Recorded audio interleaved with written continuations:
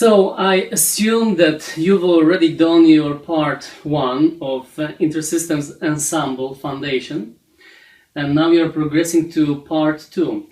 So just a little bit, a few words of kind of reassuming the part 1.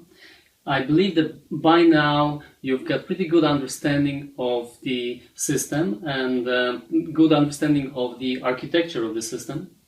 As you've noticed, it is basically like in life.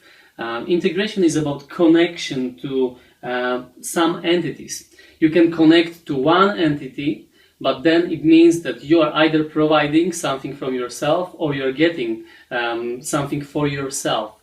What about situations whenever you are getting something for yourself, doing some processing with it, and then giving it away to someone else?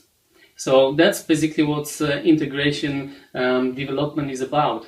You've got on one side, on inbound, you've got services that connect some different entities, their different servers, maybe different businesses, maybe different industries are sending you some data, and they are feeding you with some data.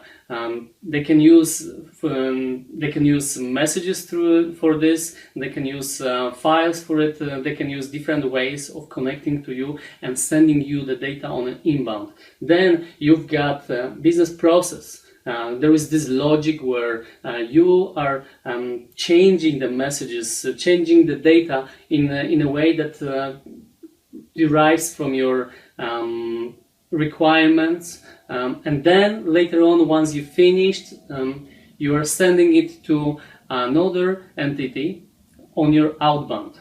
So, for example, another business, another industry.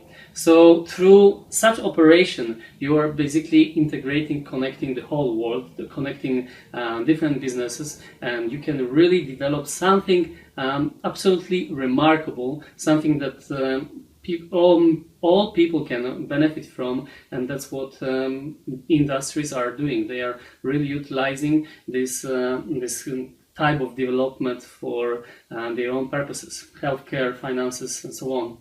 So we are now doing part 2, and part 2 it is continuation of development of the business processing language, BPL. So we will be a little bit playing in the studio, the development studio, and you will see how easy it is to develop your own business processing language using the graphical interface, and then you will be able to see how it maps to actually source code. You will be able to see the source code, which is basically the source code is deriving from XML.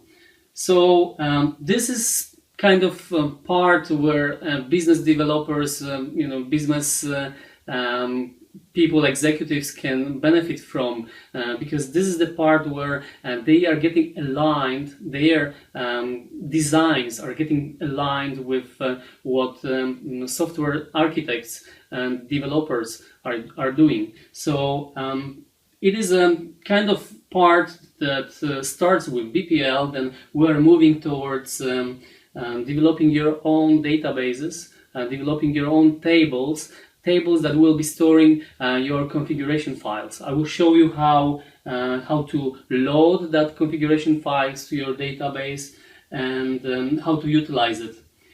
You will at the end also learn how to test the whole environment. We will use for it first just one message, and then we will go for it. We will just test it with several hundreds of messages. You will see how quickly that system is processing hundreds of messages. It just happens within seconds. So at the end, again, some little bit of testing, negative testing, and finally exporting the whole production to external file, so you can start using it within the next chapter, within the next part. So I hope you will enjoy it, and I'll see you or chat with you within the next part. Enjoy!